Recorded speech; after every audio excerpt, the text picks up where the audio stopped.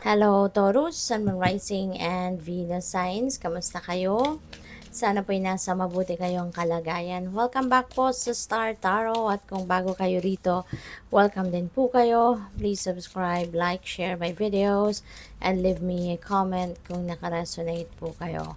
So, first message ni Taurus is period of frustration and lessons to be learned. Ayan. So, pwede, no, na around this time, meron kayo ritong mga frustrations na mararamdaman, ano, or mararanasan. And maaaring related yan sa personal na affairs, pwedeng sa trabaho ninyo, sa pamilya. It could be in any area of life. Pero, lahat kasi, 'di ba, na nangyayari ay may dahilan, no? And this time, sa pangyayaring ito, there are important lessons that you need to be learned. Kaya mangyayari ito or pwedeng mangyari, no? So, hindi ito syempre mag-a-apply sa lahat, no? This is a collective reading. So, maaaring merong mangyari sa iba sa inyo, maaari din naman na hindi para sa iba. So, we also have Cain, pay attention to your health. Okay? So, that is an important reminder para sa inyo na pangalagaan ninyo ang inyong kalusugan. Okay? Huwag kayong masyadong papaka-stress, iwasan ang magagalit, no? Sana iwasan, 'di ba? Yung violent reaction. So, dito sa frustration na maaaring ma-encounter ninyo, 'di ba? Kung kaya pang kontrolin ang emosyon, kontrolin ninyo yung ganon para hindi ito mag-cause ng stress sa inyo, 'di ba? Pwede namang makalma kumbaga ang sarili ninyo. Okay? So, kasi 'di ba otherwise makakaapekto din 'yan sa kalusugan ninyo. Lalo-lalo na kung alam mo 'yon, mabubwisit kayo, talagang nakaka-stress 'yon. And that's not going to help lalo-lalo na kung kayo mayroon kayong mga hypertension, mga ganon. Hindi 'yun makakatulong. Okay? Kung may stress kayo. So, pay attention to your health, no? Maybe this is the time that you need to take extra effort para pangalagaan ang inyong kalusugan. Okay, yung overall health ninyo. Alright? Maaari din na ang iba sa inyo, nakaligtaan na, no? Yung pagpapa-check up, baka meron na kayong mga nakaschedule na mga physical exams, mga ganon, pagpapa-blood work, 'di ba? At dahil maganda ang pakiramdam, hindi na pinapansin yon or pinagpapa bukas na hanggang sa umabot na ng isang buwan, 'di ba? Sa kakapabukas, yung ganon. So, this is a reminder para sa inyo. Okay? Na hindi lang puro trabaho, hindi lang iba't ibang mga bagay ang pinagkakabalahan, worldly things.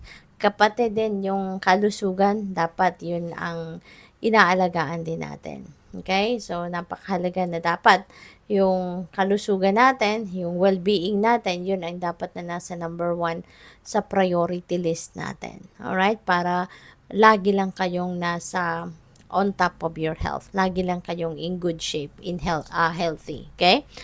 We have marriage.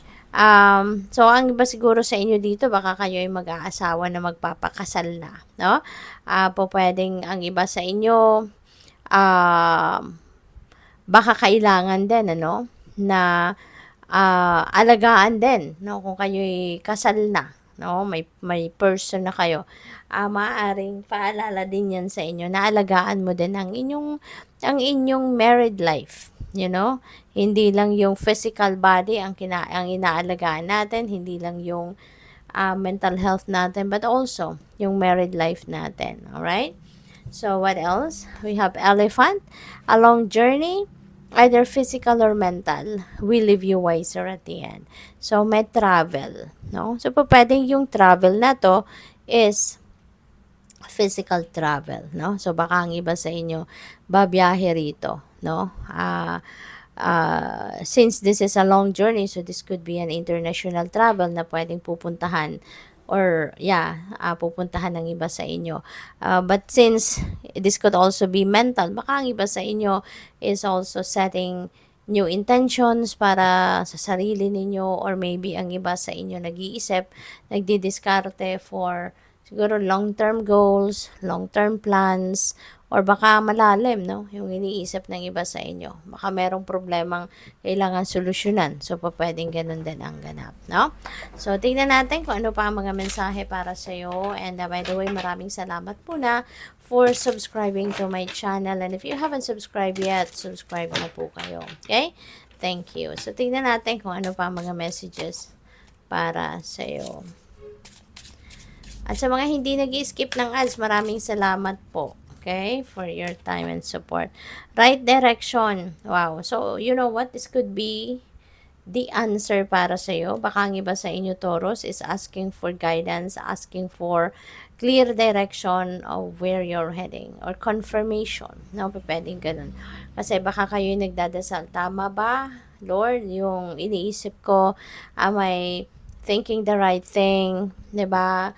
Tama ba yung plano ko, yung mga ganon, ano? So, yeah, this could be a heads up or this could be a go signal para sa iyo na yes, you are on the right direction, so go for it. Okay? So, which is good. So, what else? We have training. Ayan. So, baka yung physical travel na to could be related to work. You know, at baka kayo ay merong mga training workshops na pupuntahan or trainings, convention seminars, mga ganon, ano, at kayo ay ta-travel pa ng medyo may kalayuan, no? What else? We have saving money. Wow, Toro. So, this is nice. Kasi, maaari, no, na kayo ay magsisimula ng mag-ipon sa ngayon, maghanda para sa inyong future. So, maybe, also, you are saving for, baka meron kayong balak bilhin, you know, in the near future. It could be a big purchase, no? Maaaring ganon. Kaya, sa ngayon pa lang, magsisimula na kayong mag-ipon. Kasi medyo mahal siguro, no? Pwedeng magpapatayo kayo ng bahay, maaaring bibili kayo ng sasakyan, lupain, mga ganon. Kaya, nag-iipon kayo, no? Pwedeng ganon din, ganap. Or maybe just, saving for your retirement, no? So, pwedeng ganon. So, tingnan natin kung ano pa ang mga messages para kay Taurus. And, Taurus, kung gusto po ninyo mag-join sa membership, just click the join button sa baba ng video. So, we have last quarter moon ni Gemini, clear your mind. Ayan. So, palinawin ninyo ang inyong isipan, tanggalin ang mga mind chatter, yung mga kung ano-anong mga nandiyan dyan sa isip ninyo na nagpapa-stress lang sa inyo, okay? Tanggalin na yan. Kasi kung hindi naman maganda ang epekto ng mga yan sa buhay mo, wag mo nang bigyan ng lugar yan sa isip mo. Hindi naman yan makakabuti ng inyong sitwasyon. Okay? So, clear your mind and you can do that by doing also meditation. Pag nag-ground mo yung sarili mo, for sure, you will be cleared, no, sa mga mind chatter yung ganon. Kaya importante na magmuni-muni kayo, magnilay-nilay kayo, mag-meditation kayo, and you will feel grounded. Alright?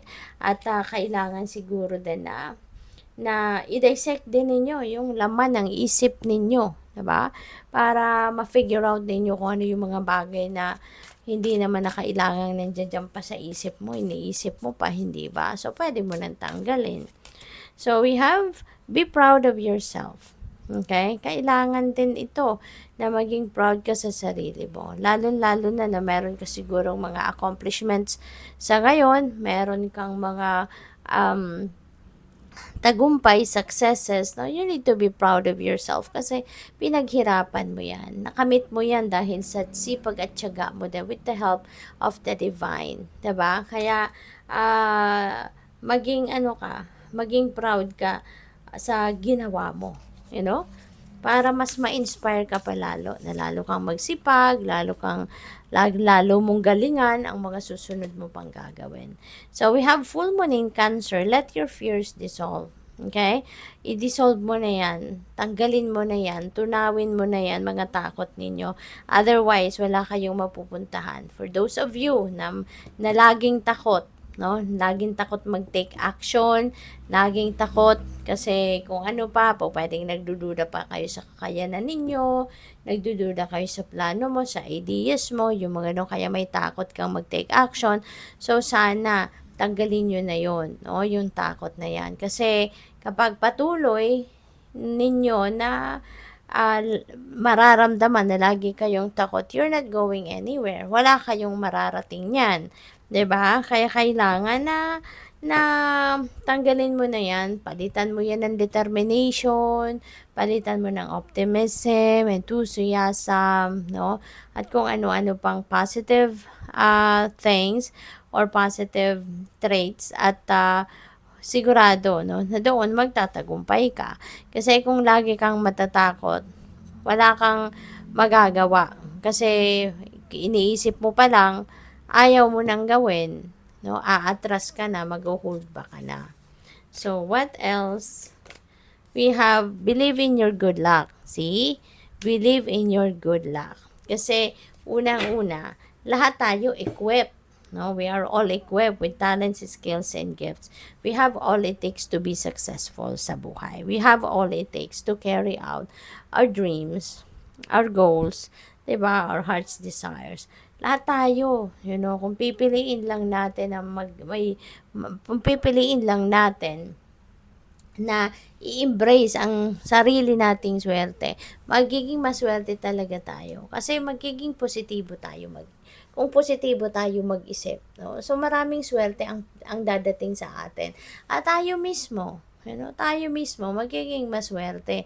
Kaya isa sa pinaka-importante din na gagawin natin lagi is iwasan talaga yung negativity. Iwasan yung pag-overthink, iwasan yung pag-overanalyze sa mga bagay-bagay. Kasi that's just going to attract more negativity. Katulad ng takot, 'di ba? Napakalaking